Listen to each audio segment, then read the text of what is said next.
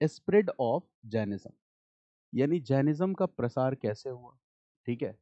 जैसे in which part of India Jainism was more popular, इसकी एक बेसिक अंडरस्टैंडिंग आपको होनी चाहिए कि नॉर्थ इंडिया में ज़्यादा पॉपुलर था कि साउथ इंडिया में था, कि उड़ीसा रीजन में पॉपुलर था कि नहीं था। और क्वेश्चन यूपीएससी फ्रेम कर देती है छोटे छोटे कॉन्सेप्ट्स। इसके बाद दूसरा क्या है, contribution of Jainism. The next topic is contribution of Jainism here, contribution of Jainism, ठीक है। तो इतनी चीजों को पढ़ लेने के बाद we will have a basic understanding of this new religion. इससे हमारी बनेगी basic understanding, and this will not only cater the needs of UPSC exam. ये टॉपिक इतना ज़्यादा इंपॉर्टेंट है कि यहाँ सिर्फ बेसिक अंडरस्टैंडिंग से काम नहीं चलेगा, यहाँ हमें थोड़ी एडवांस अंडरस्टैंडिंग को डेवलप करना होगा। और एडवांस अंडरस्टैंडिंग के लिए what we will have to do, क्या करना होगा, एडिशनल कंटेंट पढ़ना ही होगा, ठीक है। उसको हम इग्नोर नहीं कर सकते। इसके बाद क्या है, गौतम बुद्धा एंड बुद्धिज्म। अब सेकेंड पार्ट आ जाएगा। सेकेंड पार्ट क्या है, गौतम बुद्धा एंड बुद्धिज्म। अब ये इस टॉपिक का दूसरा हिस्सा हो जाएगा, गौतम बुद्धा एंड बुद्धिज्म। अब बुद्धा से रिलेटेड सारा का सारा कंटेंट है, जैसे डॉक्ट्रिन्स ऑफ बुद्धिज्म। अच्छा, causes for the rise of Buddhism will be the same. देखो यहाँ, causes for the origin of Buddhism and origin of Jainism will be same. इसलिए यहाँ पे कॉज वाला टॉपिक दोबारा नहीं रिपीट किया गया है। कॉज दोनों का सेम होगा, तो सीधा यहाँ पे दूसरा टॉपिक क्या बन जाएगा, डॉक्ट्रिन्स ऑफ जैनिज्म। जैन धर्म के महत्वपूर्ण सिद्धांत क्या थे, ठीक है। इसके बाद special features of Buddhism, causes of spread of Buddhism, ठीक है। This will be the next sub topic, special features of Buddhism. Buddha धर्म की महत्वपूर्ण विशेषताएं क्या थी, and causes of spread of Buddhism, ठीक है ना। Causes of spread of Buddhism, causes of spread of Buddhism, ठीक है।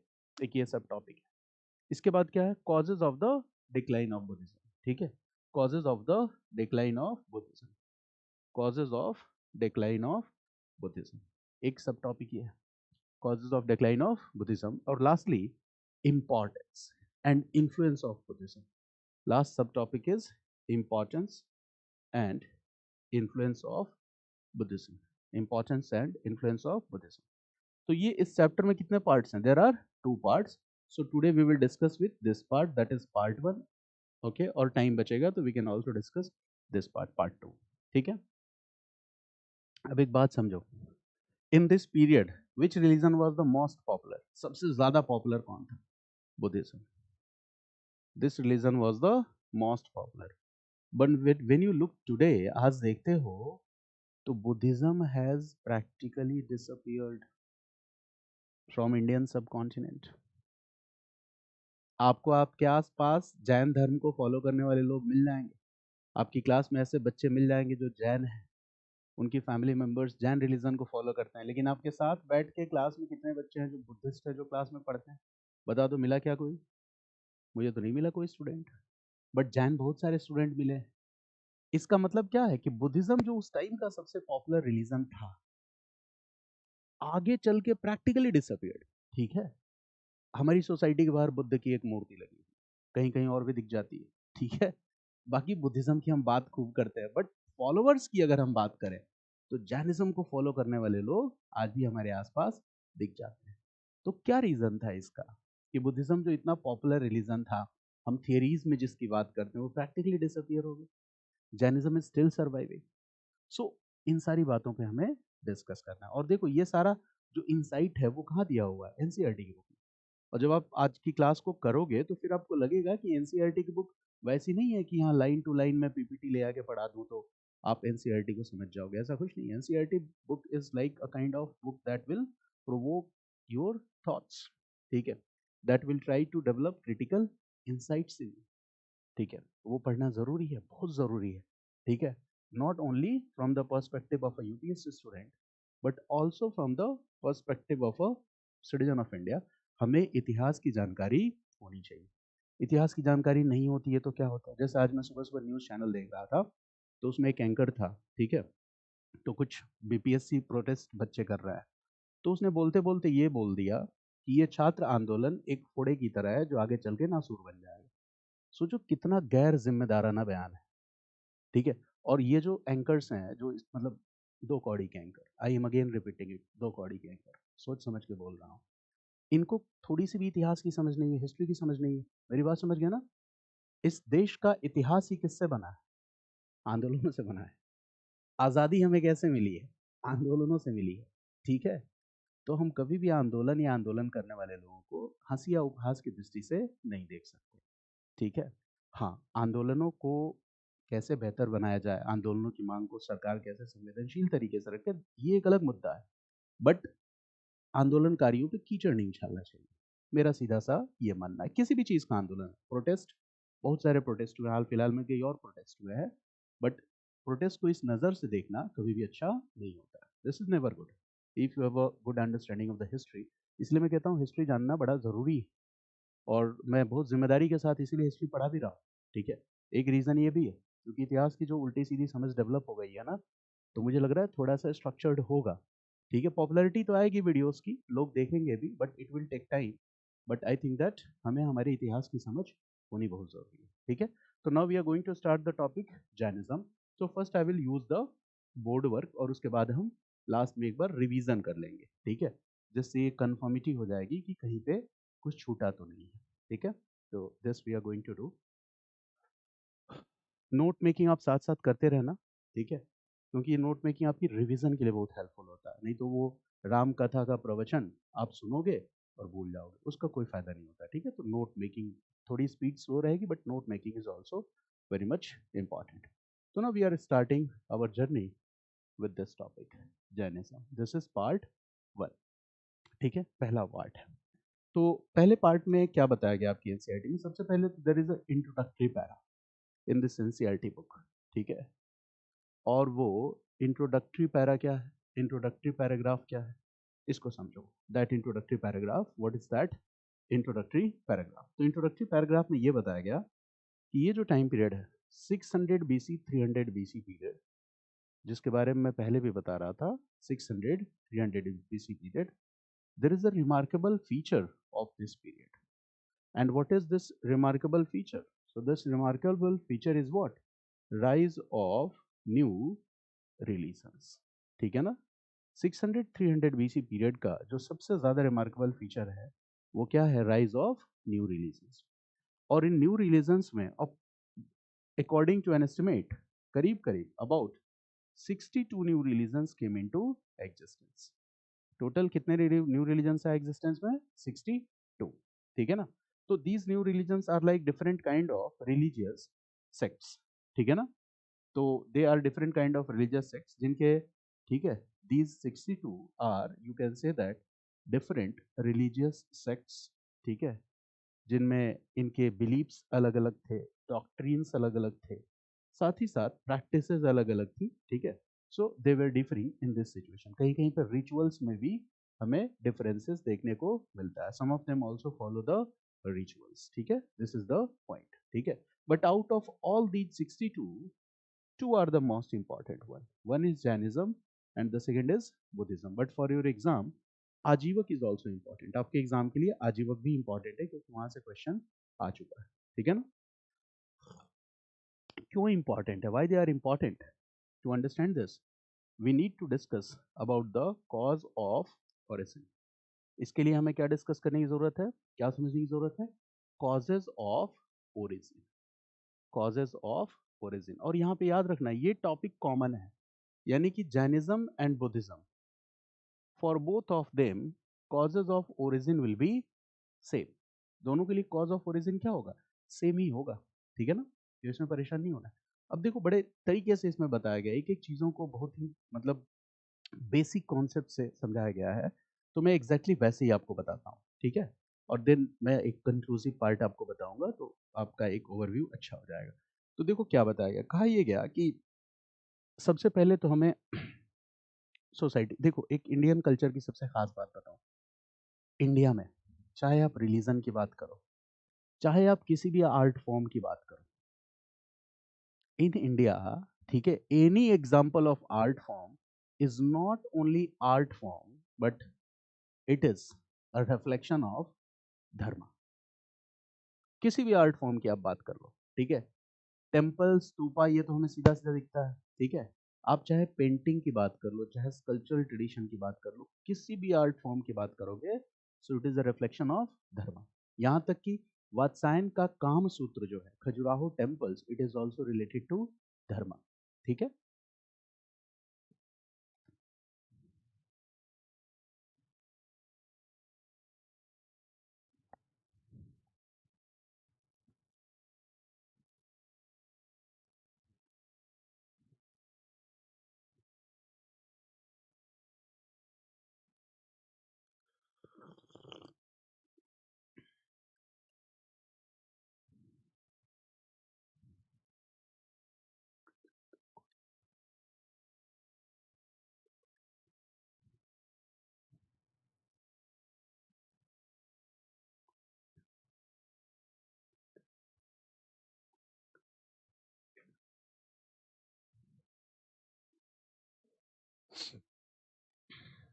Okay, so I was saying ki everything is related with dharma, and when we talk about dharma, dharma has roots in the society. धर्म की root कहाँ पे है? Society में. So when we are talking about Jain धर्म, obviously we will have to explore that root. ठीक है, Indian society की उस रूट को एक्सप्लोर करना होगा. अब बताओ कि इन 600-300 बीसी पीरियड, 600-300 बीसी पीरियड में जो इंडियन सोसाइटी है, इंडियन सोसाइटी, ठीक है, it was divided or not? Yes, it was divided. Indian society क्या थी? Divided थी. And this division was what? Varna based division.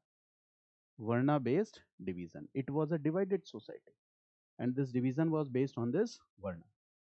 And in this Varna based division, ये वर्ण के आधार पे जो division है, ठीक है, this division was now has have become profession based or birth based. अब ये डिवीजन क्या हो चुका था? बर्थ बेस्ड हो चुका था. हो चुका था कि नहीं?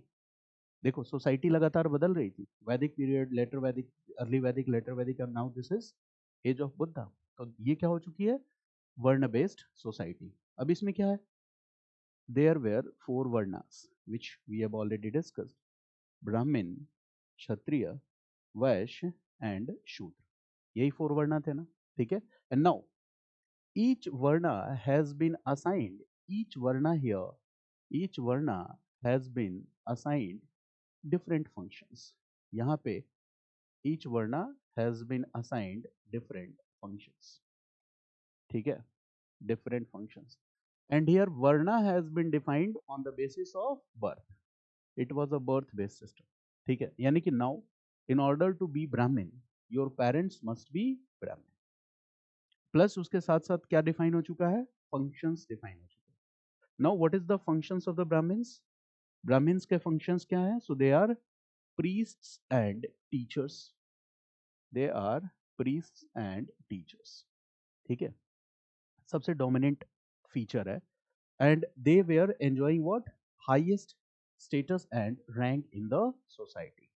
तो इनका रैंक क्या है? First rank. And they are enjoying highest status in the society, ठीक है.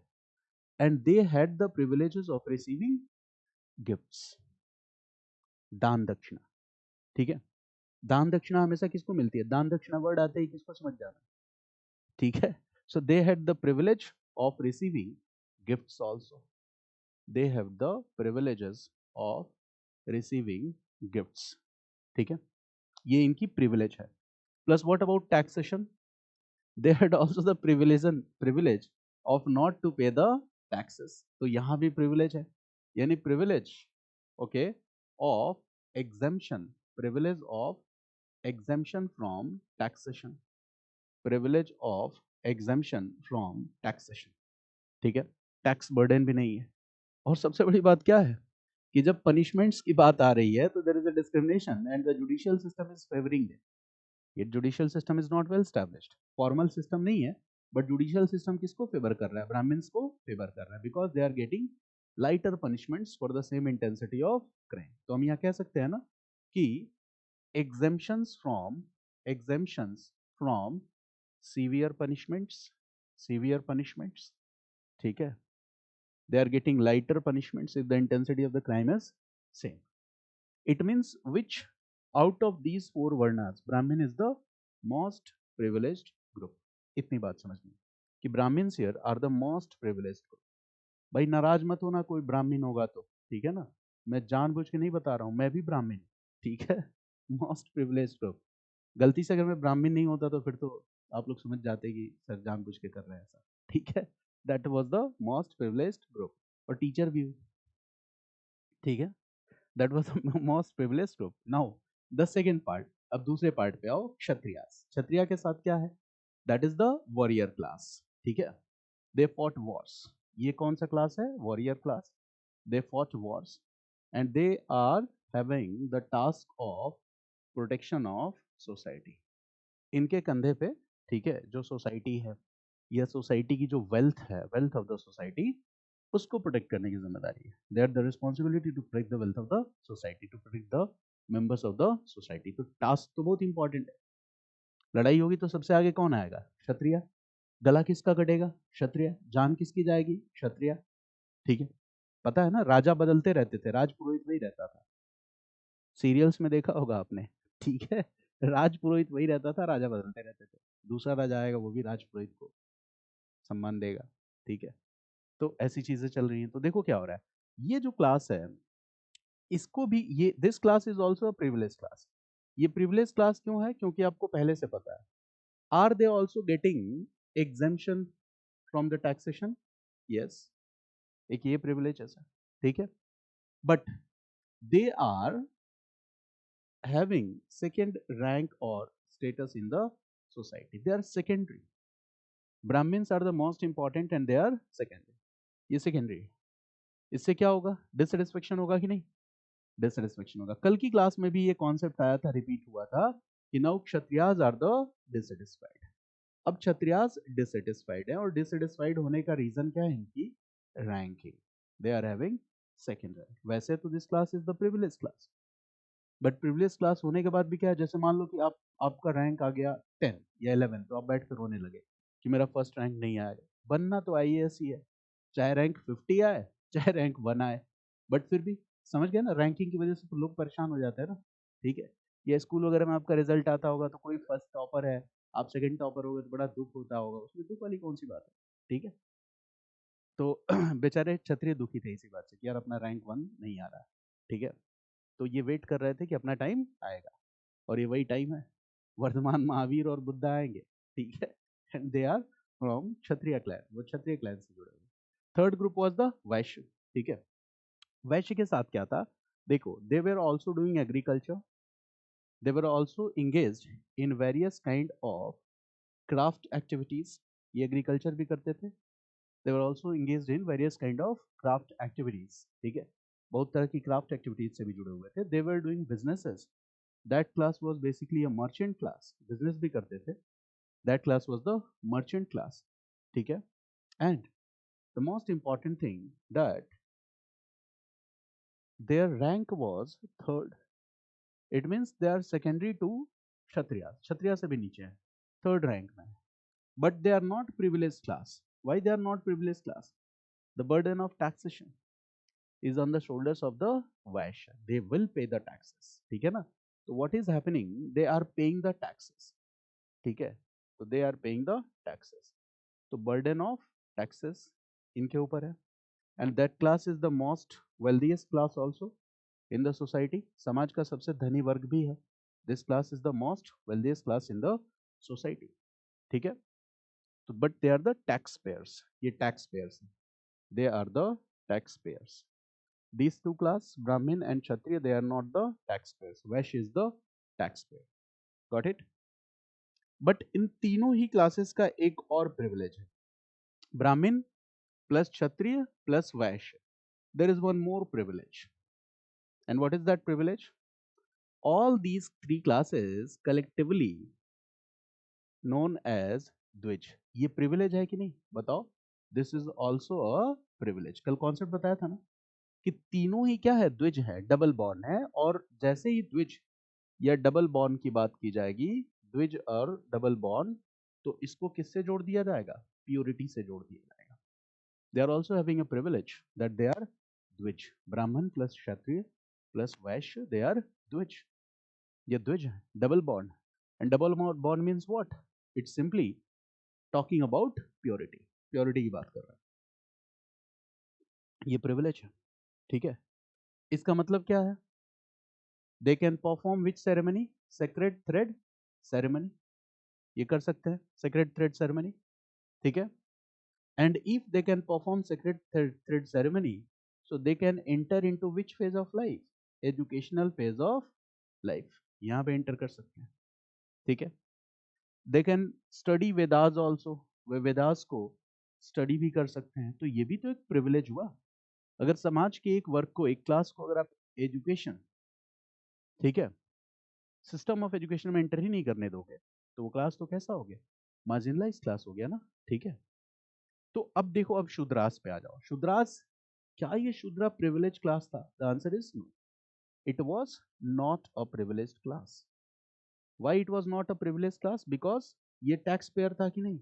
यस, ये टैक्स पेयर भी था, plus it was also devoid of the privileges of being the dvija, ये द्विज नहीं हो सकता था, ठीक है। This class could not be dvija, ठीक है, ये द्विज नहीं हो सकता था, यानी कि they can not enter into the educational phase of life.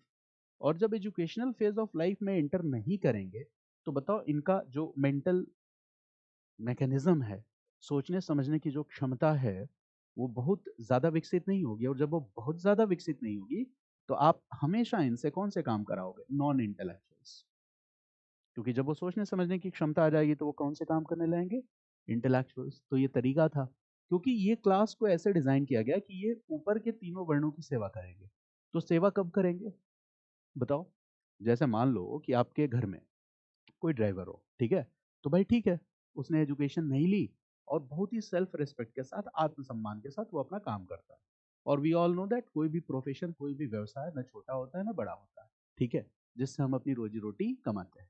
तो वो आदमी ईमानदारी से अपनी जॉब कर रहा है, उसके अंदर कोई इन्फिनिटी कॉम्प्लेक्स नहीं है। बट अगर उसका बच्चा आईआईटी क्लियर करे, यूपीएससी क्लियर कर ले, और उसके बाद तुम एक्सपेक्ट करोगे कि वो तुम्हारी कार चलाए और ड्राइव करे, तो आपकी एक्सपेक्टेशन गलत है, और वो वैसा करेगा भी नहीं। मेरी बात समझ गया ना? अब वो जिस पोजीशन पे आज जाएगा, आपको उसको रेस्पेक्ट करना पड़ेगा। यही तो नियम होता है ना। देखो, जब जैसा आपके घर में कोई ड्राइवर है, वो 45 ईयर्स ऑफ एज, बट आपको आते ही वो नमस्ते बोलता है, गुड मॉर्निंग बोलता है, आपको रेस्पेक्ट देता है। तो रेस्पेक्ट क्यों दे रहा है?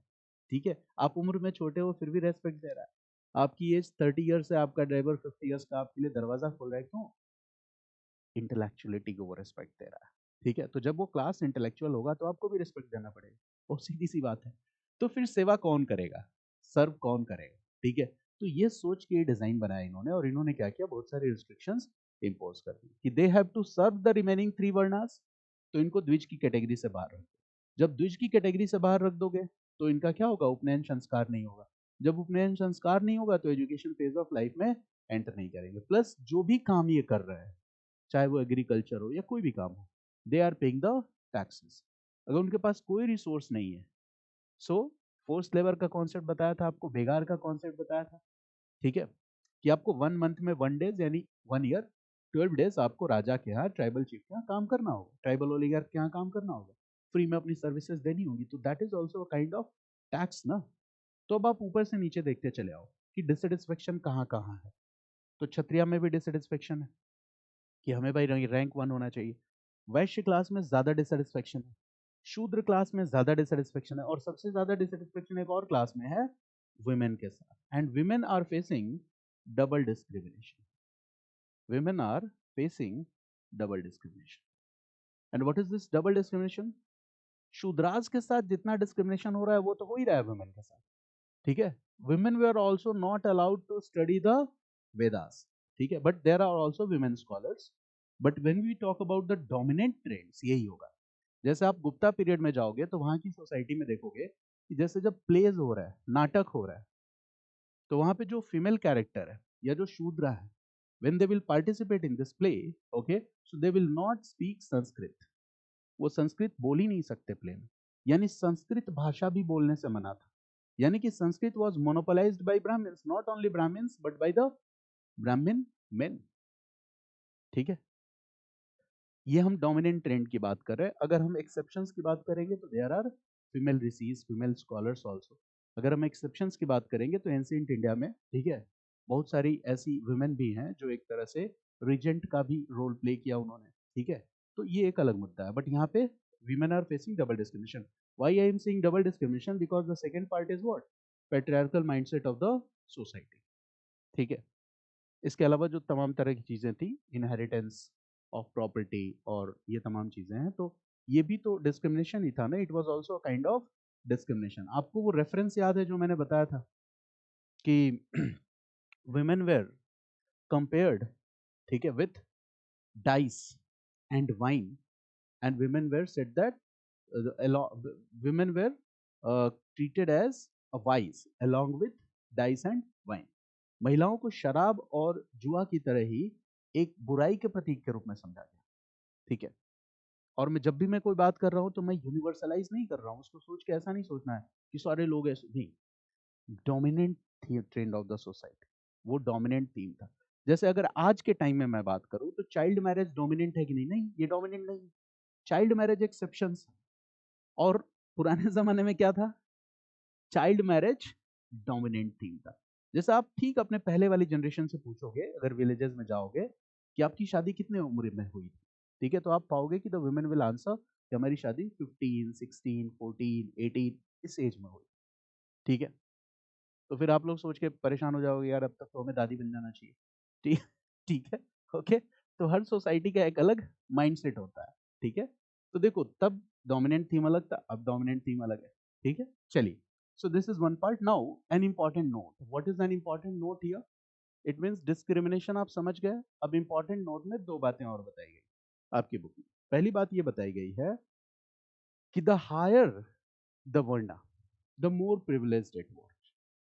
इस वर्णा सिस्टम में जो जितने जिसकी रैंकिंग अबव है वो उतना ज्यादा प्रिविलेज्ड है, और जो जितना नीचे है वो उतना कम प्रिविलेज्ड है। Higher the varna the group is more privileged, ठीक है।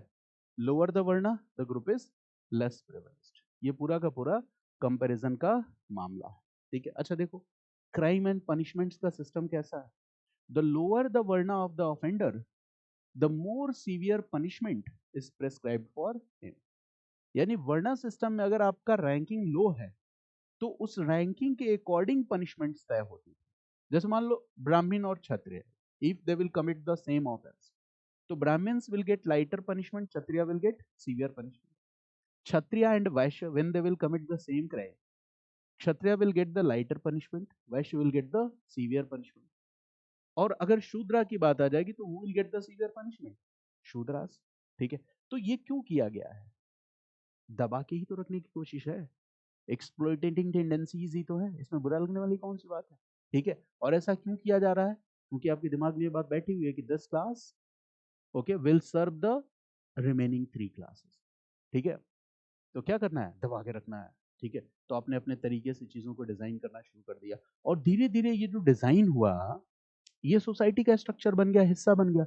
आप देखो, मॉडर्न इंडिया जब हम 19th सेंचुरी रिफॉर्म्स पढ़ते हैं तो वहां अनटचेबिलिटी, प्रैक्टिस और custom of untouchability, widows were not allowed to remarry, child marriage, ये कितना इंटेंसिफाई हो चुका है, ठीक है, कि उसके लिए इतने बड़े आंदोलन करने पड़े उस जमाने में, ठीक है।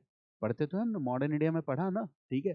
तो सोचो, हजारों सालों की वो प्रैक्टिस है, और वो प्रैक्टिस जब 1000 1500 साल तक चलती रहेगी, तो आप ये बताओ 2000 साल 3000 साल तक जब वो प्रैक्टिस सोसाइटी में कंटिन्यू रहेगी, तो क्या हमें लगने नहीं लगेगा कि वही सही प्रैक्टिस है?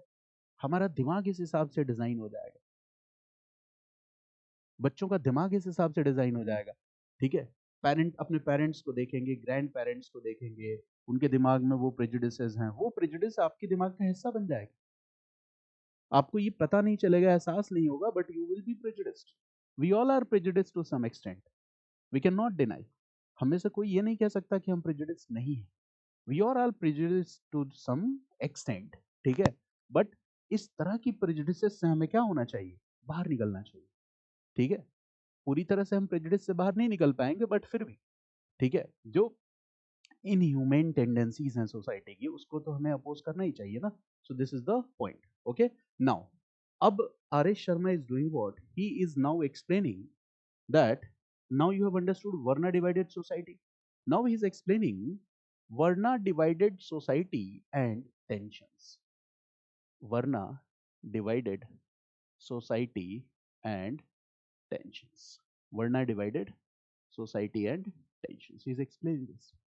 Varna divided society and tension. So देखो, if the Indian society structure will be like that, Varna divided society, and if this Varna divided society will be based on the system of privileges, so will it promote tensions or not? Yes, it will promote tensions. ठीक है? This Varna divided society ये तो system of privileges पे based है, विशेषाधिकारों पे आधारित है, ठीक है? तो it will promote tensions. और इसमें जो थर्ड और फोर्थ रैंक है, ठीक है, सबसे ज्यादा एक्सप्लॉइटेड कौन है? शूद्रास, ठीक है, ये चीज है. तो what we see that this class Vaishya and Shudra is the class which was most exploited. सबसे ज्यादा शोषण इसी क्लास का था, बिकॉज दे आर व्हाट, देखो बताया था ना कि ये क्या है, they are the tax payers, ठीक है, ये क्या है, टैक्स पेयर्स है. Both these classes are the tax payers. ये दोनों ही क्लासेस क्या है, टैक्स पेयर्स. यानी कि जो इकोनॉमी है उस इकोनॉमी को कंट्रीब्यूट सबसे ज्यादा कौन करता है, वैश्य और शूद्र. दूसरी तरफ क्षत्रिय की क्या शिकायत है, ठीक है, कि भाई हम सोसाइटी को प्रोटेक्ट कर रहे हैं बट फिर भी जो ब्राह्मण्स हैं इनकी सुपीरियर स्टेटस बनी हुई है. So it was not acceptable to the Kshatriya. There was some level of dissatisfaction, ठीक है, कुछ डिससेटिस्फेक्शन था. यानी कि Kshatriyas were reacting against the dominance of priestly class, against the dominance of priestly class. Kshatriyas were reacting against the dominance of priestly class. बाकी इनको कोई दिक्कत नहीं, ठीक है, एक ही प्रॉब्लम है ना कि रैंक 1 हमारा नहीं है, तो they are reacting against the dominance of priestly class, ठीक है. और ये बिल्कुल कोइंसिडेंस नहीं है, they are reacting against the dominance of priestly class. हम देखते हैं कि इसी क्षत्रिय क्लैन से, from this same Kshatriya clan we see Vardhaman Mahavir comes, Buddha comes. और पहले क्या था, who will be the teachers, preachers, Brahmins. And now Buddha क्या है, Buddha is a teacher, Varthaman Mahavir is a teacher, preacher. तो देखो पूरा का पूरा सिस्टम रिवर्स हो गया कि नहीं. Vardhaman Mahavir and Buddha came from the class of Kshatriya. ये क्षत्रिय वर्ग से आते हैं, और क्षत्रिय वर्ग से आने के बाद they laid the foundation of a new religion. इसको रिलीजन कहना सही है कि नहीं ये अलग डिबेट का मुद्दा है, but I am using this word in general sense, है ना. They became the founders, they became the preachers, they became the teachers. So don't you think that they are in this way what is happening, okay, the Brahmin monopoly has been challenged here, कि priest सिर्फ आप ही नहीं हो गए. मेरी बात समझ गए ना, Brahmin's monopoly has been challenged. So this was also a reaction, this was also the rise of new religions during 600-300 BC period, especially when we talk about Buddhism and Jainism, was also a result of reaction of Kshatriya class against the dominance of priestly class or the class of Brahmins. मेरी बात समझ गया ना. It was also as a result of reaction of Kshatriya plus Vaishya plus Shudra against the dominance of the priestly class. ये भी कह सकते हो, ठीक है ना. ये चीज है. अब देखो क्या होता है, इस बात को समझना है, ठीक है, कि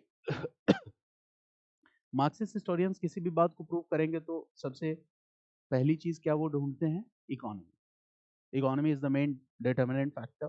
So here R.S. Sharma, okay, is again explaining a few things, and here economy will be the main determinant factor to explain these things. Economy सबसे determinant factor है, उसके बेसिस पे एक्सप्लेन किया जा रहा है, ठीक है. और क्या एक्सप्लेन किया जा रहा है ये हमें समझने की जरूरत है. इकोनॉमी सबसे डिटरमिनेंट फैक्टर है. तो देखो अब आर एस शर्मा इकोनॉमी की तरफ आपको ले जाएगा और फिर अपनी बात को प्रूव कर देंगे. 600 BC 300 BC period. Do you see the rise of a new agricultural economy? Rise of a new agricultural economy. Yes or no? Yes. We see the rise of a new agricultural economy, particularly in some areas. जो महाजनपद वाला area है जैसे eastern UP हो गया, plus जहाँ पे Mahajanapada concentrated, northern part of the Bihar हो गया, northern part of the Bihar, ठीक है, south east part of Bihar. तो मतलब ये रट्टा नहीं मारना है, ये इन्होंने कुछ पार्टिकुलर एरियाज की तरफ बताया, ठीक है। और कहा कि यहाँ पे जो एवरेज रेनफॉल था, ठीक है, it was about 100 centimetre. Are S Sharma rights that these areas were getting 100 centimeter rainfall. It means that the lands here will be what? Fertile. यहाँ की लैंड क्या हो गई? फर्टाइल लैंड होगी, ठीक है, ये चीज है। साथ ही साथ R S Sharma is also writing that in these areas since the rainfall is abundant, ठीक है, तो जब रेनफॉल अबेंडेंट होगा तो यहाँ पे क्या होंगे? थिक फॉरेस्ट होंगे, होंगे कि नहीं? ठीक है, थिक फॉरेस्ट होंगे। अच्छा, जब तक इन थिक फॉरेस्ट को आप कट डाउन नहीं करोगे, ठीक है, more land will not be available for the agriculture. Now R S Sharma writes की use of iron, use of iron, और ये यूज क्या था? It was widespread use of iron. इससे क्या हुआ? आयरन एक्सेस हो गए, लोहे की बनी हुई कुल्हाड़ियां आ गई, iron axes, and this made cutting of forest more easier. इसने क्या किया? कटिंग ऑफ फॉरेस्ट को ज्यादा आसान बना दिया। It made cutting of forest more easier, ठीक है ना, इसने कटिंग ऑफ फॉरेस्ट को ज्यादा आसान बना दिया। और इसकी वजह से क्या हो गया? Now more land was available for the agriculture. Now more land was available for agriculture. अब कृषि के लिए ज्यादा जमीन अवेलेबल थी। In this case what will happen? Agriculture produce, production, productivity that will increase, ठीक है। So that is one part.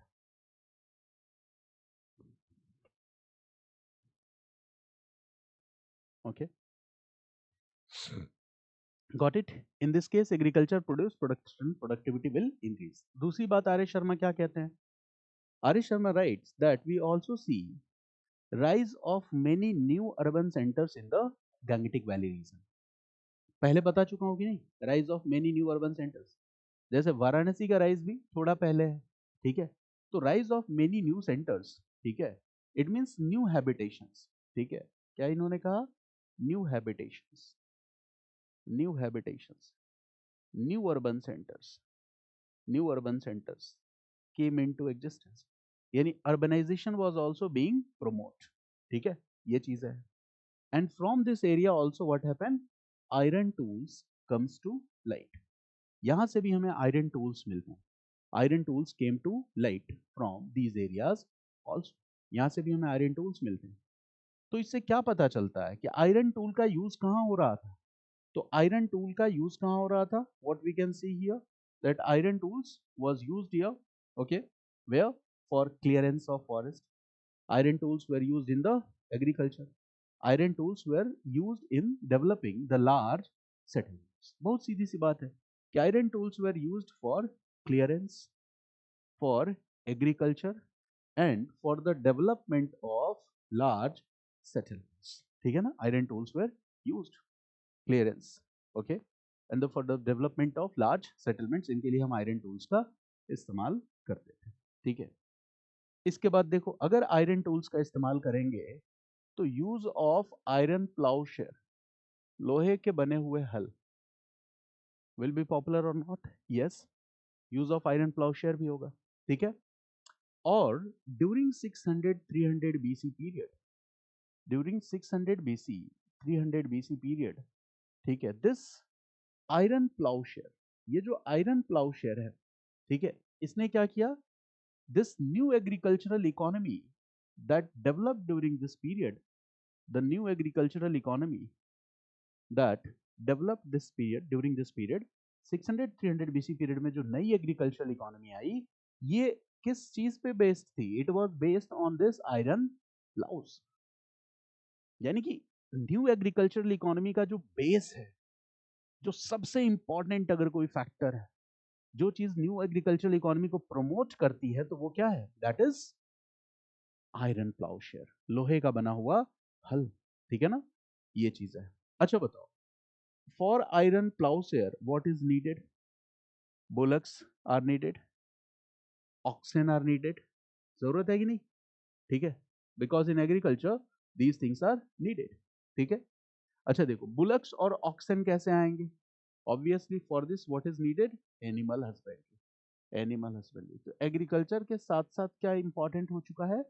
Animal husbandry. There were no tractors, so what was needed? Bullocks were needed, oxes were needed, ठीक है। Now what is saying, अरे Sharma is saying कि after later Vedic period, during Mahajanapada era, what was happening, ठीक है, the nature of religion was becoming more and more complex. इस period में religion का nature क्या होता चला जा रहा था? It was becoming more and more complex. और complexity in religion means what? Ritualistic sacrifices were promoted on large scale. इससे क्या होता था? Ritualistic sacrifices were promoted on large scale, ठीक है। अच्छा, रिचुअलिस्टिक सेक्रीफाइसेस में ही also writes about animal killings. वो किस चीज की बात लिखते हैं? एनिमल किलिंग्स की बात लिखते हैं कि animal killings were done in large numbers, ठीक है, large numbers. And R S Sharma very clearly writes in this book, बहुत साफ साफ लिखते हैं कि cows and bullocks were killed in numerous Vedic sacrifices and this will spark the controversy. मेरी बात समझ गया ना? Marxist historian controversy, because here clearly rights cause and bullocks were used in the वैदिक सैक्रिफाइसेस।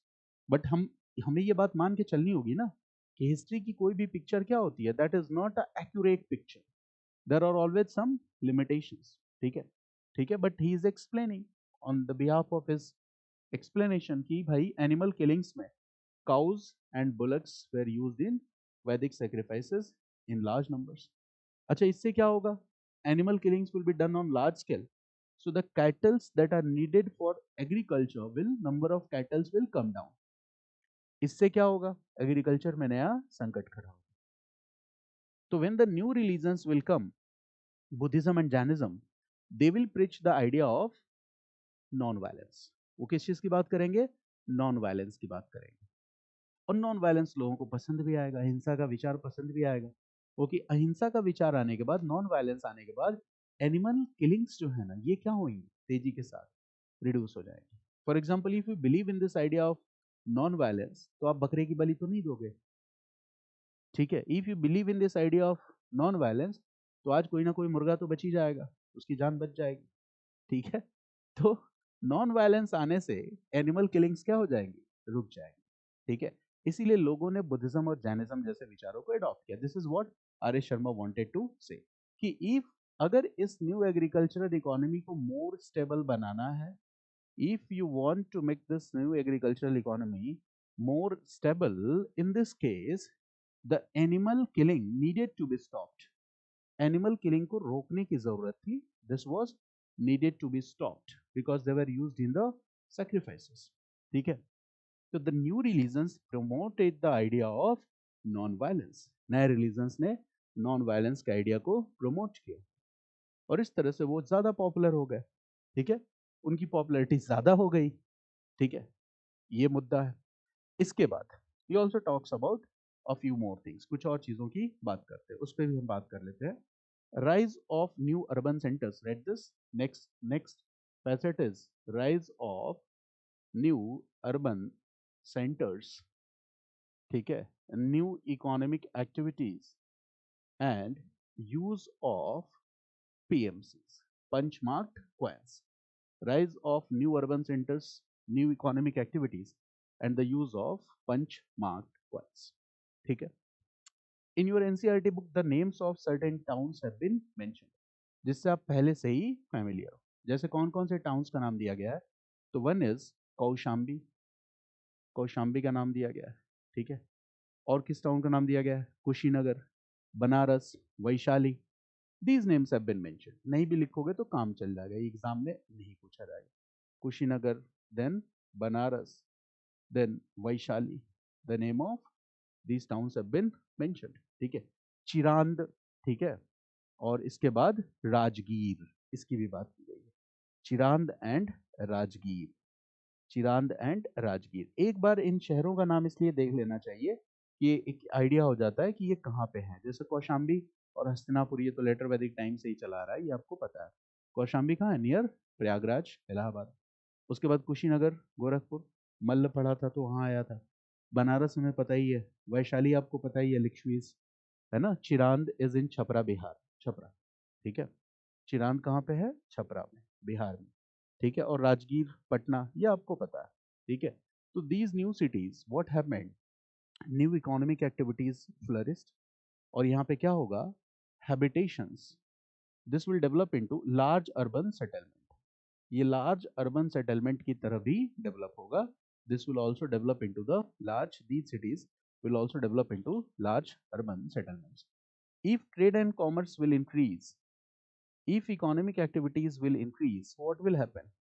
Trade and commerce और economic activities अगर increase होगा, ठीक है, plus there was use of coins also, use of coins also, जिसको हम किस नाम से जानते हैं? We know them by the name of PMCs, punch marked coins, ठीक है। तो आर्य Sharma writes that these new changes which are taking place during this period are facilitating trade and commerce.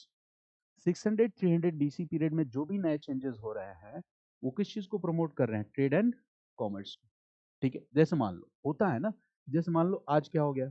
Digital education, online education promote हो गया।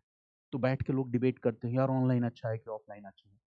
Debate करते हैं ना, offline ही ज्यादा अच्छा था। फिर कोई कहता है पागल हो गया, आने वाला टाइम ऑनलाइन का है, ठीक है।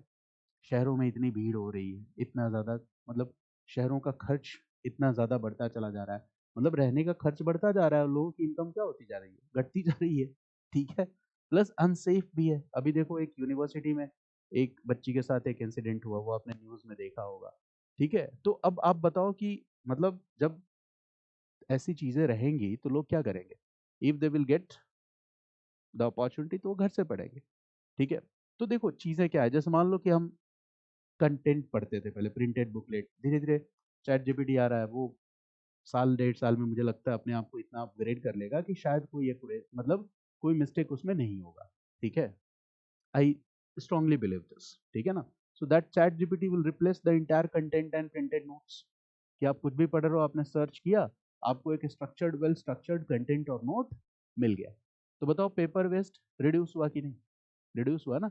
तो देखो जब भी नए चेंजेस होते हैं तो हमेशा एक कॉन्ट्राडिक्शन होता है, कुछ लोग सपोर्ट करते पुराने चेंजेस को, कुछ लोग फेवर करते नए चेंजेस को। एक डिबेट हमेशा से सारी की सारी सोसाइटीज में रही, ठीक है। अब जैसे देखो क्या हो रहा है, यहाँ पे जो ब्राह्मणिकल सोसाइटी थी और जो क्लास ऑफ ब्राह्मण्स हैं, ठीक है, what they are saying, they were saying कि, ठीक है, वो सीधे सीधे ये कह रहे थे कि अगर आप किसी को ब्याज पे पैसे देते हो, अब ध्यान से देखना, इकोनॉमिक एक्टिविटीज बढ़ रही है और ब्राह्मण्स क्या कह रहे हैं, ठीक है, वो ये कह रहे हैं कि अगर आप किसी को ब्याज पे पैसे देते हो, if you charge interest on any loan, so that is considered as a sin, वो एक पाप है। अच्छा आप बताओ कि ये चीज इकोनॉमिक एक्टिविटीज को प्रमोट करेगी, एनकरेज करेगी या डिस्करेज करेगी? डिस्करेज करेगी। जैसे अगर आज बैंक्स खत्म कर दिए, ठीक है, बैंक्स ना हो, जैसे अब पुराने जमाने में देखो कार किसी किसी के घर पे होती थी, ठीक है। आजकल क्या है, आपके अकाउंट में अगर 30,000 40,000 रुपीज हो तब भी आप जाके कार लेके आ सकते हो, ठीक है। पहले जब तक पूरा पैसा नहीं होता था तब तक लोग कार वार नहीं लेके आते थे। मेरी बात समझ गया? क्योंकि लोन का एक नया कल्चर आ चुका है कि यार लोन ले लो, लोन ले लो, एक फैशन बन चुका है, लोन लेना एक फैशन बन चुका है। हालांकि इस लोन से क्या हो रहा है, इकोनॉमिक एक्टिविटीज तो प्रमोट हो रही है ना, हो रही है ना। लोग घर खरीद लेते लोन पे, उसकी ईएमआई चलती रहती है 20-20 साल तक, 30-30 साल तक। अगर पूरा पैसा एक साथ लाना होता तो कैसे खरीद पाते? बिल्डर्स अपना काम नहीं कर पाते, तो पूरा एक सिस्टम बना हुआ है। तो ये एक ऐसी चीज थी जिसको वैश्य जो थे ना, दे वेयर अपोजिंग, ठीक है। तो Vaishya were already dissatisfied, Vaishya means business class, due to their third ranking, ठीक है, status was low, so they were already dissatisfied, ठीक है। Now they were looking for the opportunity कि कोई ऐसा नया रिलीजन आए, ठीक है, जो उनके मन मुताबिक बात करे तो वो उसको क्या कर देंगे? सपोर्ट कर देंगे। हमेशा से ऐसा आता होता आया है। जैसे आप देखो पॉलिटिकल पार्टीज को, जो पार्टी विपक्ष में रहती है, ठीक है, तो लोगों की आवाज में हाँ मिलाते हैं, किसी भी पार्टी की बात कर रहा हूँ, ठीक है। फिर जब वो सत्ता में आ जाती है तो उसका अप्रोच क्या हो जाता है, अलग हो जाता है, ठीक है। तो लोगों को क्या पसंद आ रहा है, ठीक है। अगर कोई नया रिलीजन आता है और वो ऑल्टरनेटिव देता है जिसमें इनको एक इक्वल स्टेटस मिले, तो उसको सपोर्ट करेंगे कि नहीं। अगर कोई नया रिलीजन है और वो ये कहे कि नहीं, ठीक है, charging interest on the loans is not a sin, so will they support और not, so obviously they will support, वो उसको क्या करेंगे, सपोर्ट करेंगे। Now in these circumstances what is happening, Buddhism and Jainism both these religions came into existence, ये दोनों आते हैं एग्जिस्टेंस में। And Buddhism and Jainism both, okay, rejected, दोनों ने क्या कर दिया, rejected the rigidities the rigidities and complexities, both rejected the rigidities and complexities in religion and society, even in economy। दोनों ने क्या किया, रिजेक्ट कर दिया द रिजिडिटीज, कॉम्प्लेक्सिटीज, ठीक है, in religion, society and economy all, ठीक है। तो what will happen, the people will support these new religions, इस नए रिलीजन को लोग क्या करेंगे, सपोर्ट करेंगे। New religions rejected the rigidities, complexities, ठीक है, इन रिलीजन, सोसाइटी, इकोनॉमी, तो लोग इसको क्या करेंगे, ठीक है, सपोर्ट करेंगे। दूसरी चीज, these new religions, Buddhism and Jainism, did what? They preached the gospels of non-violence. They preached the gospels of non-violence, ठीक है। अहिंसा की बात करी, अहिंसा को प्रमोट करने की बात करी। अच्छा, जब ये अहिंसा को प्रमोट करने की बात करेंगे, नॉन वायलेंस को प्रमोट करेंगे, तो बताओ, the idea of non violence will stop killing of animals और नॉट? यस। अच्छा, एनिमल्स किलिंग स्टॉप होगी तो agriculture production and produce will increase और not? Yes, it will increase. और उससे सरप्लस ज्यादा जनरेट होगा तो ट्रेड एंड कॉमर्स को वो क्या करेगा, that will boost the trade and commerce, वो ट्रेड एंड कॉमर्स को बूस्ट करेगा। तो एक बात तो ये है कि दीज न्यू रिलीजन्स जब ये इस बात को सपोर्ट करते हैं, when they are preaching the gospel of non violence, तो ये क्या करेगा, एग्रीकल्चर प्रोडक्शन एंड प्रोडक्टिविटी इसको क्या करेगा, बूस्ट करेगा, ठीक है। और वैसे भी non violence trade and commerce के लिए हमेशा क्या होता है, फेवरेबल होता है। मॉडर्न इंडिया में हमने पढ़ा ना, Gandhi came and preached the idea of non violence, merchants and businessman came in support of Gandhi, सारे आगे कहे बोलो गांधी बाबा कितने का चेक चाहिए आपको आश्रम के लिए, हम डोनेट करेंगे। क्योंकि नॉन वायलेंस हमेशा किस चीज को प्रमोट करेगा, है ना, ट्रेड एंड कॉमर्स को प्रमोट करेगा। क्यों मैं कह रहा हूं, because now there are 16 mahajanapadas, bigger states, and the states will fight each other in order to increase or in order to do territorial expansion। पहले पढ़ा ना आपने, रथ मूसल महाशिला कंटक सब आ चुका है, ठीक है। तो लड़ाई तो होगी ना, ठीक है। एलिफेंट आर्मी बन रही है, कैवलरी आर्मी बन रही है, और जब भी वॉर होगा, जब भी बैटल्स लड़े जाएंगे, so this will disrupt the trade and commerce। तो 600-300 बीसी पीरियड में नॉन वायलेंस का आइडिया क्यों प्रमोट होगा? बिजनेस, मान लो कि अगर अजात शत्रु ने अटैक कर दिया किसी दूसरे स्टेट पे, तो फिर तो बिजनेसमैन का काम चौपट हो गया, ठीक है। तो बिजनेसमैन क्या कहेगा, यार नॉन वायलेंस वाला आइडिया ज्यादा अच्छा है, वो रिलीजन ज्यादा अच्छा है जो नॉन वायलेंस को प्रमोट कर रहा है। और अगर रूलर के ऊपर नॉन वायलेंस का असर हो गया, तो जैसे आगे चल के अशोका पे होगा बुद्धिस्ट आइडियाज का, तो वो लड़ना छोड़ देगा। तो इससे किसको फायदा होगा, बिजनेस क्लास को फायदा होगा। तो उसकी बिगनिंग यहाँ पे है कि 600-300 बीसी पीरियड में, ठीक है, जो बिगर स्टेट्स थे, स्टेट फॉर्मेशन एरा था, तो states were in state of conflict with each other, तो वॉर्स और बैटल्स जब प्रमोट होंगे तो this will disrupt the trade and commerce, ठीक है। So in this situation the idea of non violence will become more popular, ठीक है। और जो तीसरी बात है जिसके बारे में मैं पहले ही बता चुका हूँ, जैसे ब्राह्मणिकल, है ना, जो लॉ बुक्स थी, we can say brahmanical law books, brahmanical law books, तो दे वर राइटिंग व्हाट, वो क्या लिख रही थी, they were writing that a person, okay, who is living on interest is a person who is committing sin, पापी है वो आदमी, ठीक है, जो ब्याज की कमाई खा रहा है, सारे बैंक वाले पापी है फिर, ठीक है। अब ये बात भी समझ में नहीं आ रही थी ट्रेडर्स और मर्चेंट्स को, कह रही ये कौन सा ड्रामा है, पापी है वो आदमी जो ब्याज की कमाई खा रहा है, तो Buddhism and Jainism came and they said that no, it's okay to charge interest on the loans, इसमें कुछ भी बुराई नहीं. So what will happen? Obviously the people will come in the support of these new religions, इन नए religions के support में आएंगे.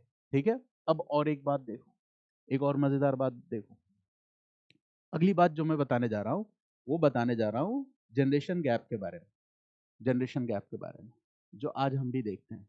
अब यहाँ भी जनरेशन गैप है. कैसे? एक वैदिक एज था, वैदिक पीरियड 1500 टू 600 BC था ना. And this is what? Mahajanpad era. 600 BC to 300 BC period.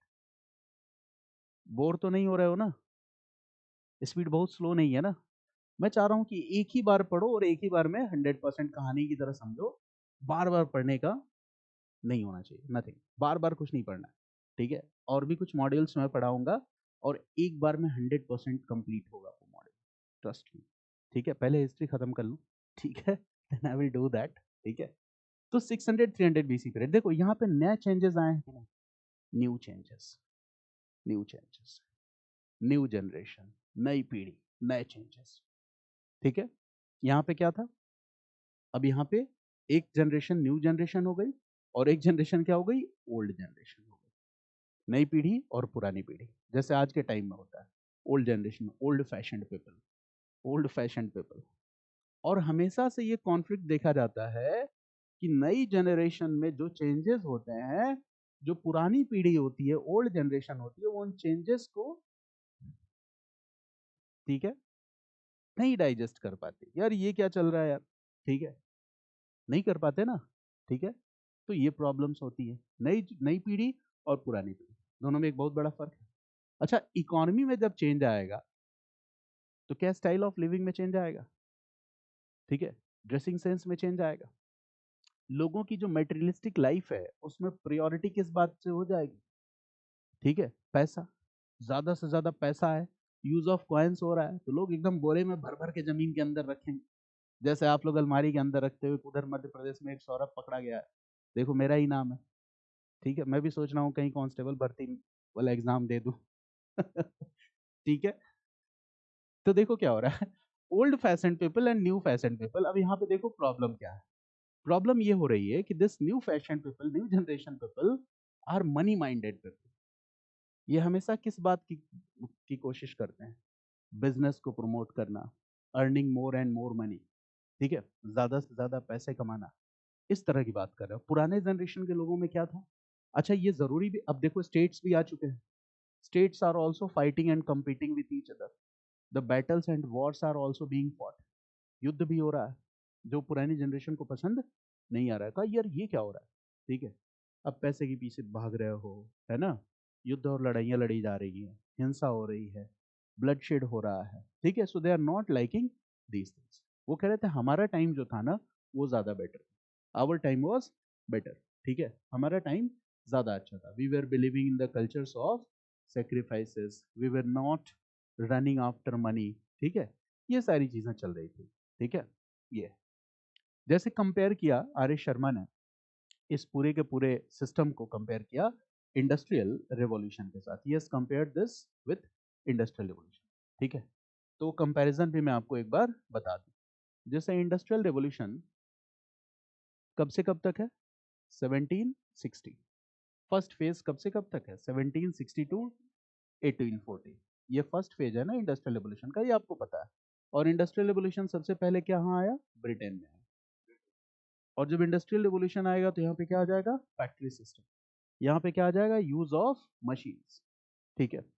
And industrial revolution will introduce a lot of changes in the society. Society में बहुत सारे चेंजेस इंट्रोड्यूस करेगा इंडस्ट्रियल रिवोल्यूशन. लेकिन क्या इस इंडस्ट्रियल रिवोल्यूशन का विरोध नहीं हुआ? Was it not opposed? Yes, it was opposed. कैसे अपोज हुआ? So there is a very famous movement and that is the movement of ल्यूडाइट्स. ये मैंने आपको वर्ल्ड हिस्ट्री में बताया. Movement of Luddites. ठीक है. There was a weaver. Weaver means जो कपड़े की बुनाई कताई करता था. The name of that weaver was Ned Ludd. Write this. एक वीवर था और इस वीवर का नाम था नेड लुड. इस वीवर का नाम क्या था? लेड लुड. ठीक है. और इसके जो फॉलोअर्स थे उनको हम क्या कहते थे? The followers of this weaver were known as Luddites. और इनका मूवमेंट किस बात को लेके था? So they were opposing some particular machines that were introduced in this factory system of production for manufacturing textiles. उन्होंने machines को अपोज किया. They opposed what? Some machines that were used in textile industry.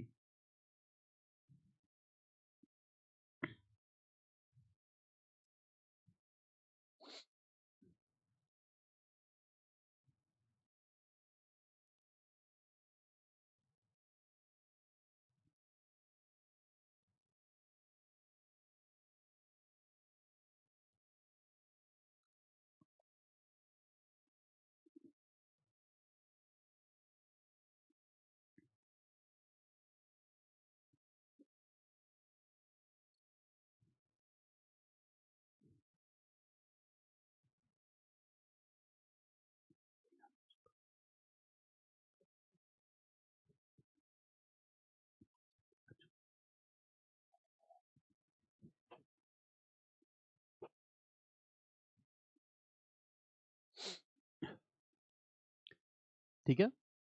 They were opposing what? Some automated machines. आवाज आ रही है? Am I audible? Okay. So these Luddites were opposing some automated machines.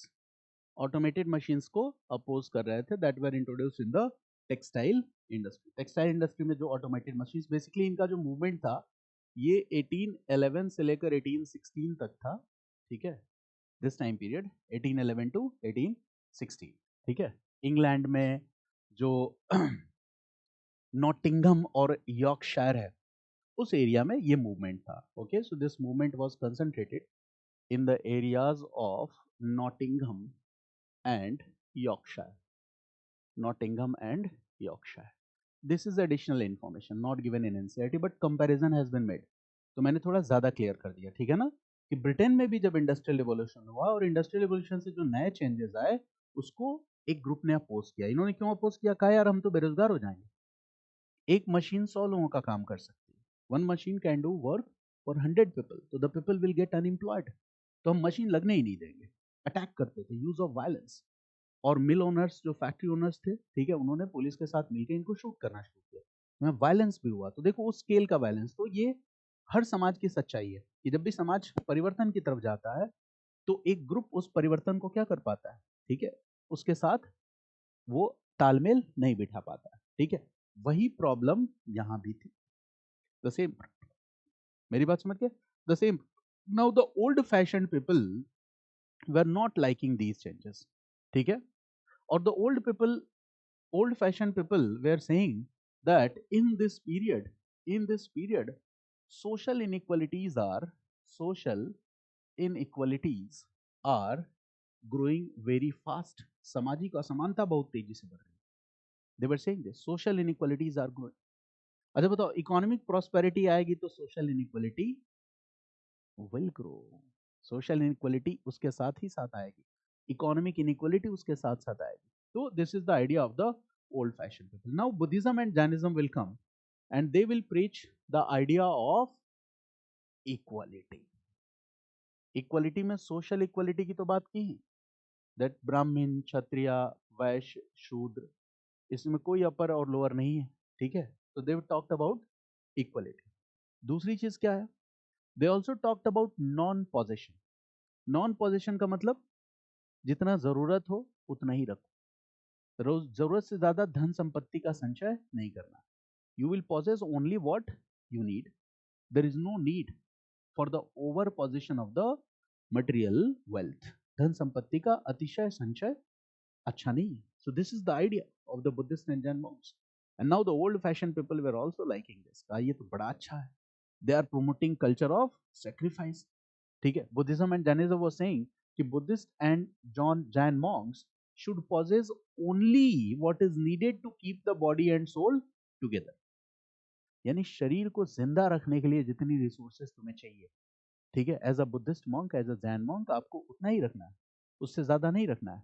यानी कि देखो, these new religions try to bring a balance between what was the old system and what were the new changes. दोनों के बीच क्या किया, एक balance बनाने की कोशिश की, और जब बैलेंस बनाने की कोशिश की तो इस वजह से इनकी पॉपुलैरिटी बढ़ी. तो you can write this point that these new religions also tried to establish a balance.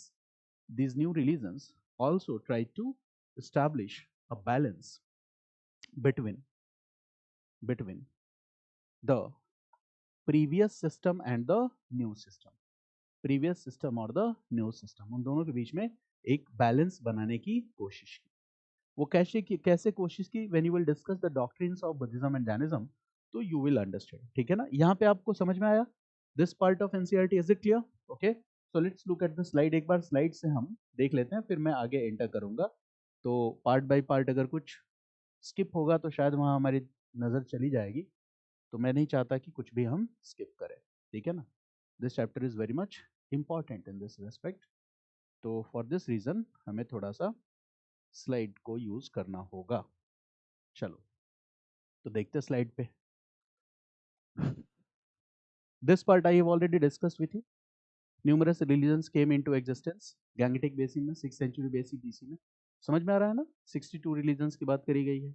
ठीक है, this I have already discuss कि इन सबके कस्टम्स, रिचुअल्स, ठीक है, different peoples living in the north east, Jainism, Buddhism most important. ठीक है, और they were also like the potent religious reform movement.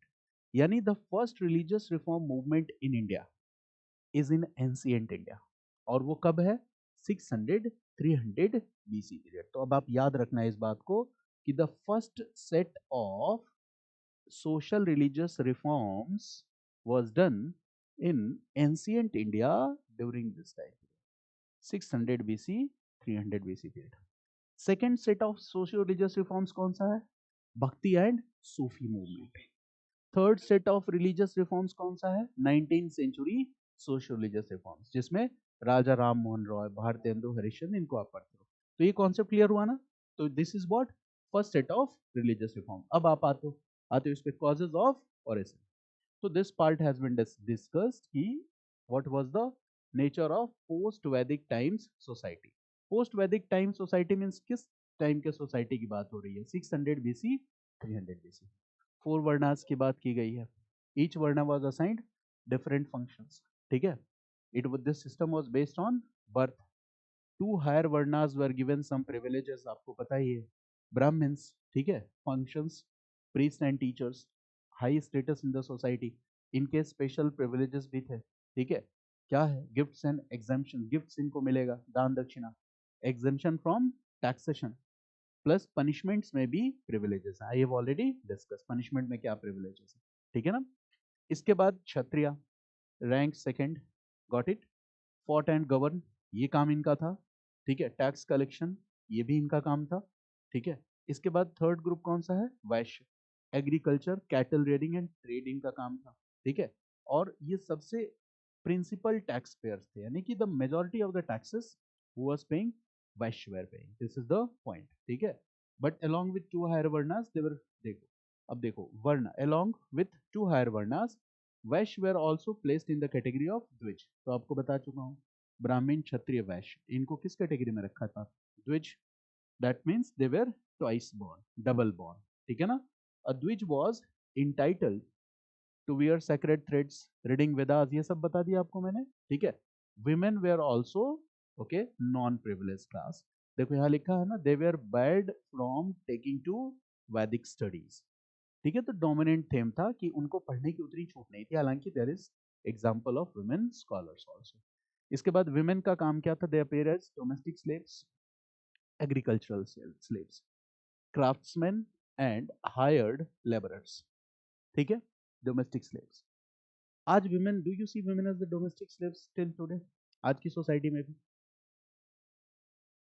ध्यान से देखोगे तो नजर आएगा. ठीक है, चलो नाउ दे वर कॉल्ड, देखो हाँ, सुद्रास की बात करी गई इसमें. ठीक है, they were called cruel, greedy and thieving in habits, and some of them were also treated as untouchables. Shudras को क्या कहा गया, cruel, greedy and thieving in habits. और जो सीवियर पनिशमेंट थे वो उनकी किसके ऊपर लाद दिया गया, शूद्रा के ऊपर। सो that is a non privileged class. उसके बाद ये जो मैंने दो इंपॉर्टेंट नोट बताया था, the higher the varna the more privileged the person is, and a person was the lower the varna, ठीक है, of an offender the more severe the punishment prescribed for him. I have already discuss, ठीक है, कि punishments भी high वर्णा और लो वर्णा के बेसिस पे डिसाइड होते थे। तो दिस वाज अ वर्णा डिवाइडेड सोसाइटी। अच्छा, अगर ऐसा होगा तो टेंशंस भी होंगे, ठीक है। अब टेंशंस में क्या है तो देखो, वैश्य और शूद्र, इनका रिएक्शन क्या था, इस बात का कोई हमारे पास बहुत ही पुख्ता हिस्टोरिकल एविडेंस नहीं है। दैट देखो, who was dissatisfied, all where dissatisfied ना, बट इन दोनों के डिससेटिस्फेक्शन का, ठीक है, हमारे पास कोई प्रॉपर हिस्टोरिकल रिकॉर्ड नहीं है। द डिससेटिस्फेक्शन ऑफ वर्णा, क्योंकि वो कैसे एक्सप्रेस करेंगे अपने डिससेटिस्फेक्शन को, बता दो जरा। तो कोई रिकॉर्ड ही नहीं है।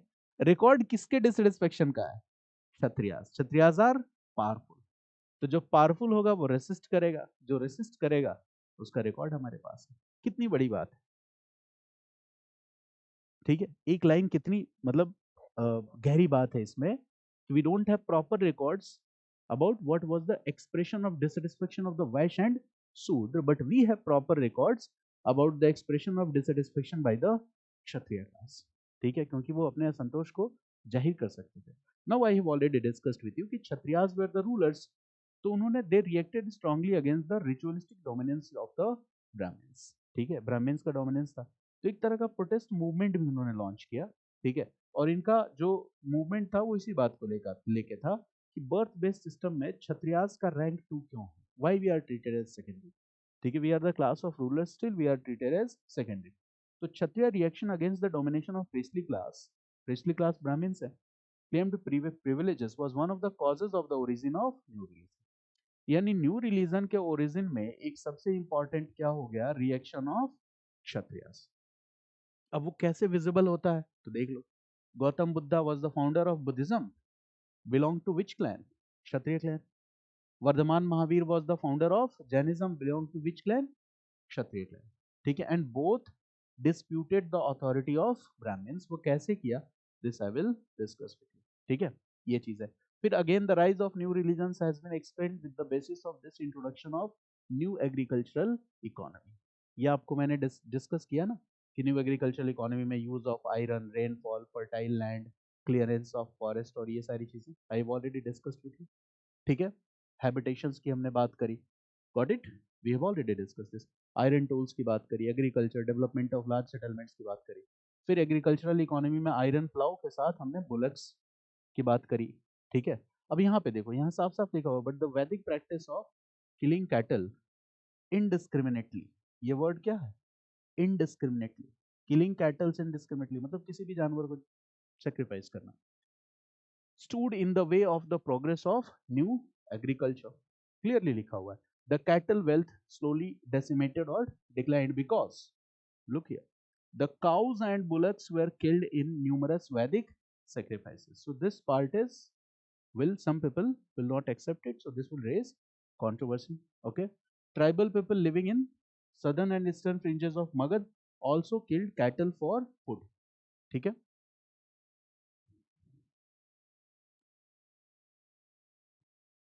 ओके, जो ट्राइबल पीपल है, those who were living in eastern fringes of Magadh also killed cattle for food, but in this new agrarian economy, if you want to make it more stable, then animal killing needed to be stopped। अगर हम नई agricultural economy को ज्यादा stable बनाना चाहते हैं तो हमें animal killing को क्या करना पड़ेगा, रोकना पड़ेगा, we will have to stop it, okay.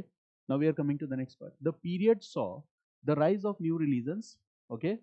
उसके बाद देखो, ये बताया मैंने आपको, कौशाम्बी और वैशाली, बनारस, चिरांद, राजगीर, इन सब के बारे में बताया, ठीक है। इसके अलावा भी और भी बहुत सारी सिटीज थी। अर्लीस्ट कॉइन्स की इसने बात करी, पंचमार्क कॉइन्स की यहाँ पे बात की गई है, ठीक है। Use of coins, how it facilitated trade and commerce, you all know this, ठीक है। वैश्य कम्युनिटी, इसके बारे में बताया, रैंक थर्ड, तो Vaishya were rank third, so they are dissatisfied, ठीक है। ब्राह्मण एंड क्षत्रिय, तो obviously they will look towards some new religion which will improve their position. तो ब्राह्मण बुद्धिज्म और जैनिज्म आके क्या करेगा, दे विल से दैट, ठीक है, कोई मतलब इस तरह के डिस्क्रिमिनेशन को वो रिजेक्ट करेंगे, सो obviously they will like by the वैश्य। तो वैश्य क्या करेंगे, उनके पास बहुत सारा पैसा है, so they will give generous support to both Mahavira and Gautam Buddha. Funds मिलेंगे, ठीक है, वैश्य क्लास से आपको फंड्स मिलेगा। सिटीज की बात करी गई है, ठीक है। इसके बाद देखो, Jainism and Buddhism initial stage did not, हाँ, Jainism and Buddhism in initial stage did not attach any importance to the existing varna system, ठीक है। अपने शुरुआती दौर में जैनिज्म और बुद्धिज्म ने वर्णा सिस्टम को कोई खास महत्व नहीं दिया, इसलिए लोगों ने पसंद किया। और दूसरा, they preached the gospel of non violence. Buddhism और जैनिज्म ने अहिंसा के विचार को भी आगे बढ़ाया, नॉन वायलेंस के भी विचार को आगे बढ़ाया। इससे क्या होगा, it will and the Wars between different kingdoms. बताया ना आपको कि वॉर खत्म होंगे तो पीस आएगी, पीस आएगी तो प्रोस्पेरिटी आएगी, ट्रेड एंड कॉमर्स प्रमोट होगा, so this will ultimately promote trade and commerce. इसके बाद देखो, एक और बात बताई गई कि जो ब्राह्मणिकल लॉ बुक्स हैं, जिसको कि हम धर्मसूत्र कहते हैं, दे डिक्राइड लेंडिंग मनी ऑन इंटरेस्ट। ब्याज पे पैसे के लेन देन को वो बुरा मानते थे, they won't consider it good if you are charging interest on your money, पापी। A person who lived on interest was condemned by them. Therefore, the Vaishya who lent money on account of growing trade and commerce were not held in esteem and were eager to improve their social status. वैश्य अपनी social status को improve करना चाहते थे. They wanted to improve their social status. Got it? ये बात आपको समझ में आई? Now, Vysya were eager to improve. Now, दूसरी तरफ रिएक्शन ऑफ वेरियस, जैसे ये रिएक्शन हो गया, जनरेशन गैप की मैंने बात करी थी ना, टू जनरेशंस, तो ये पॉइंट उससे रिलेटेड है। I already discuss with you, old fashion people, previous generation and new generation, ठीक है। पैसे के पीछे भागना, new dwellings, new dresses, new system of transport, ये उसको नहीं एक्सेप्ट कर पा रहे थे। वॉर और वायलेंस भी बढ़ रहा था, तो the old fashion people hated that war and violence also, ठीक है। New forms of property have come into existence, currency have come into existence, and this has created social inequality according to the old fashioned people. This has caused misery and suffering to the masses of the people according to the old fashioned people. अभी भी कुछ लोग कहते हैं पैसा पैसा किए रहते हो यार, कितना पैसे के पीछे भागोगे, ठीक है। जीवन में थोड़ा सुकून चाहिए, शांति चाहिए, लोग कहते हैं ना, ठीक है। बट अल्टीमेट रियलिटी क्या है, जो तुमको ये सलाह देते हैं, ठीक है, वो तुमसे नहीं, वो तुम्हारे पैसे से ही प्रेम करते हैं, ठीक है। पैसा खत्म हुआ, सलाह देने वाले दूर हुए, ठीक है। तो देखो, ये हमारा विचार है ना। हालांकि जीवन में शांति तो चाहिए ही। चलिए आगे बढ़ते हैं। Now we are moving ahead. So the common people yearn return to the primitive life, वापस पुराने दौर में लौट जाओ, इस तरह की इच्छा थी कॉमन पीपल की। They wanted to get back to the aesthetic ideal. Aesthetic ideal means वही तपस्वी जीवन, कल्ट ऑफ सैक्रिफाइसेस, ठीक है। कि ज्यादा इकट्ठा करके क्या करेंगे, लेके थोड़ी ना जाएंगे यहाँ से, सब यहीं रह जाएगा, ठीक है। लेकिन सब चाहते हैं कि पैसा मिले, ठीक है। नाउ द नेक्स्ट पॉइंट, देखो, अब आप, मुझे लग रहा है इस बात को आप समझ गए overall what is the context, okay. तो बुद्धिज्म और जैनिज्म ने क्या किया, दे आस्क्ड मॉन्क्स से क्या कहा कि to forgo the good things of the life, monks are were not allowed to touch gold and silver. Buddhist और जैन मॉन्क्स को कहा सोना चांदी छूना भी मत तुम, ठीक है। They were not allowed to touch gold and silver, ठीक है। डिटैचमेंट की बात है। They were to accept only as much from their patrons as was sufficient to keep body and soul together. यानी एक बड़ी मजेदार बात है कि बुद्धिज्म और जैनिज्म अपने मॉन्क्स को ये कह रहा है कि सोना चांदी छूना भी मत, तुम्हें दान दक्षिणा उतनी ही लेनी है जिससे तुम्हारा जीवन चल पाए। जबकि ब्राह्मण प्रीस्ट के साथ क्या था, साहब 1-2 किलो सोना और दे दो, 1-2 किलो चांदी और दे दो, ठीक है। तो एक कंप्लीटली डिफरेंट पिक्चर को प्रेजेंट किया बुद्धिज्म और जैनिज्म ने। मेरी बात समझ गया ना। तो लोगों को पसंद आया कि यार ये मॉन्क्स ज्यादा अच्छे हैं, हम इनको सोना चांदी दे रहे हो, तो ना ना हम तो छुएंगे भी नहीं, we will not touch it. तो पसंद आएगा ना, you will start giving respect. बिल्कुल, मतलब एक कॉन्ट्राडिक्टरी इमेज है, ठीक है। कि यहाँ पे प्रीस्ट जो है ना, दे आर वेल्दी, ठीक है, टैक्स पे नहीं कर रहे हैं और दान दक्षिणा खूब मिल रहा है। दूसरी तरफ this people are saying okay, you don't need to touch gold and silver, आपको सोना चांदी छूना भी नहीं, ठीक है। They therefore rebelled against the material advantages. New religions ने क्या किया, इसके खिलाफ एक तरह से नई रिबेलियन थी, आप कह सकते हो, ठीक है। तो new kind of reaction was see, ठीक है। Changes in material life were taking place during this time. We also notice changes again, changes introduced by the industrial, compare किया गया, this is only what has been done in NCERT book. तो industrial revolution के time में भी ऐसा हुआ, जो new changes आ रहे थे, एक ग्रुप ऐसा था जो न्यू चेंजेस के साथ खुद को इनकॉर्पोरेट नहीं कर पा रहा था। जैसे I just give you the example of Luddites, ठीक है ना, ल्यूडाइट्स का एग्जांपल दिया। Just at the advent of industrial revolution many people think of return to the pre machine age life. बहुत लोग कहते थे यार वापस पुराने दौर में चले जब मशीनें नहीं थी, कितना अच्छा था वो। तो ये होता है जनरेशनल शिफ्ट्स में, such kind of contradictions are seen. And here Arish Sharma talks about these contradictions. This is not only history. When you are reading something, what is happening? At the same time, these discussions are promoting your thought processes. और UPSC exam is all about this. अगर PT अच्छा तैयार है, question bank में पढ़ा हुआ, objectivity आपकी अच्छी है और आपका थॉट प्रोसेस डेवलप है, तो आपको एग्जाम क्लियर करने से कोई नहीं रोक सकता। कभी कभी कुछ लोगों को वो